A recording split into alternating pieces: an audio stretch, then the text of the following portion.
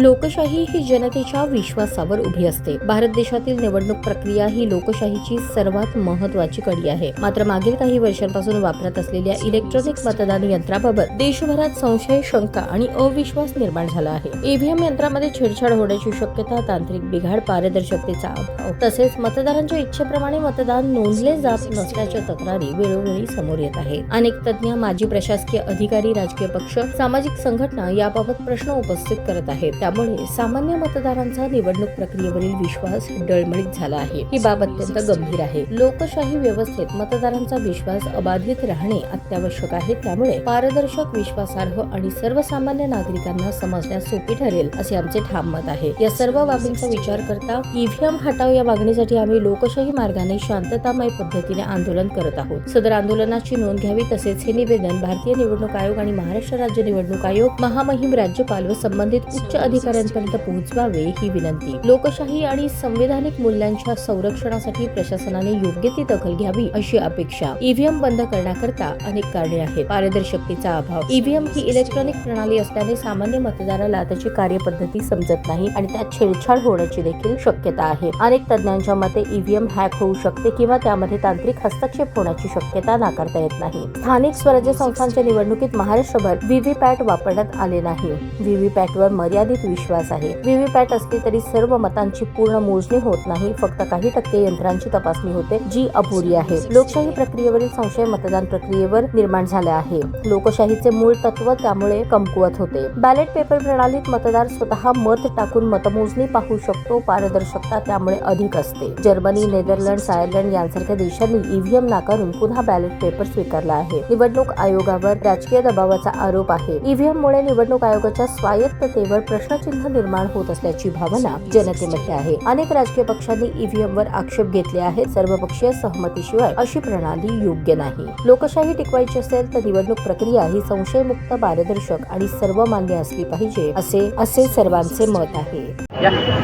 मी सलाउद्दीन शेख, लोक बचाव कृती समितीचे निमंत्रक आज सोलापूर शहरामध्ये पूनम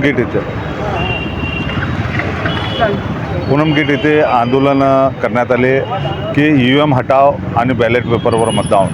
गेले अनेक वर्षापासून महाराष्ट्रात वेगवेगळ्या विभागामध्ये या प्रक्रियाचा आंदोलन प्रक्रिया सुरू आहे, पण या सोलापूर शहरामध्ये या तीव्र स्वरूपाचं आंदोलन करणार आहे। येणारे 3-4 वर्ष कुठलंही मतदान नसताना आम्ही आंदोलन सुरू केले। गेले 3 वर्षापासून आणि 3 वर्षानंतर या मतदानाची प्रक्रिया बॅलेट पेपरवर व्हावं।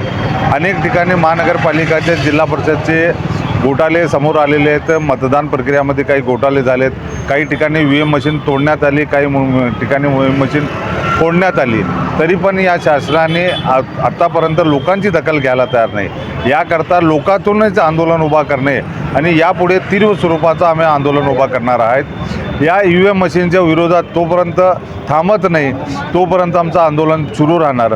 बाजूच्या शेजारच्या राज्यामध्ये बॅलेट पेपरचे मतदानाची प्रक्रिया सुरू झालेली आहे, तर महाराष्ट्रामध्ये येणारे कुठलाही इलेक्शन असू दे बॅलेट पेपरवर मतदान घेण्यात यावा।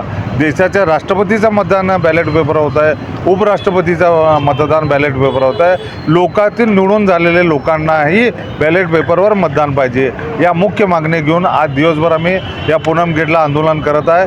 कृती समितीचे संपूर्ण कार्यकर्ते येणारे 3 वर्ष हे एकमेव ध्येय धोरण ठेवून आंदोलन करणार की येणारे येणारे जो काही इलेक्शन असेल बॅलेट पेपरवर झाला पाहिजे। बॅलेट पेपरवर न झाल्यास या कृती समिती गल्लीपासून दिल्लीपर्यंत आंदोलन करण्याची तयारी ठेवलेली आहे।